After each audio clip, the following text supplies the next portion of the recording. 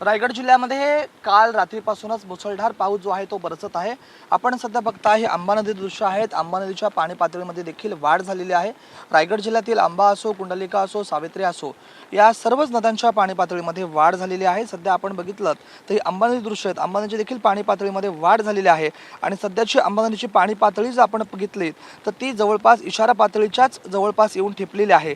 त्याचबरोबर आपण जर बघितलं तर रायगड जिल्ह्यासाठी आज, उद्या आणि परवा अर्थातच 3 दिवस जो आहे तो अति पावसाचा इशारा जो आहे तो हवामान खात्याने वर्तवलेला आहे आणि त्यानुसारच आपण जर बघितलं तर रायगड जिल्ह्यातील 7ही तालुक्यातील ज्या शाळा आहेत त्यांना जी आहे ती सुट्टी जी आहे ती जाहीर करण्यात आलेली आहे। प्रशासनामार्फत अतिदक्षतेचा उपाय म्हणून आपण पाहिलं तर 7ही तालुक्यांमध्ये जी आहे ती सुट्टी जाहीर करण्यात आली आहे। त्याच्यामध्ये आपण पाहिलं तर अलिबाग असेल, पनवेल असेल, उरण असेल, श्रीवर्धन असेल, म्हसळा असेल, तळा असेल आणि पोलादपूर असेल, या 7ही तालुक्यातील शाळांना जी आहे ती सुट्टी जाहीर करण्यात आलेली आहे।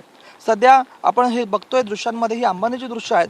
आंबा नदीची देखील पाणी पातळीमध्ये वाढ झालेली आहे आणि सध्याची आंबा नदीची पाणी पातळी जी आहे ती 7.90 मीटरवरती येऊन पोहोचलेली आहे।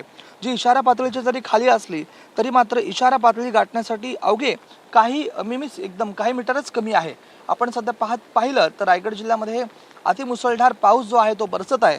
काही वेळ जरी पावसाने उसंती घेतली असली मात्र बरसणं जे आहे ते पावसाचं कमी होत नाही आहे आणि त्याचमुळे नागरिकांनी दक्षता घ्यावी, कामाव्यतिरिक्त नागरिकांनी बाहेर निघू नये असा इशारा जो आहे तो प्रशासनाच्या वतीने नागरिकांना देखील देण्यात आलेला आहे। राज वैशंपायन, कॅमेरामॅन योगेश सावंतसह राज वैशंपायन, ट्यून मराठी, रोहा, रायगड।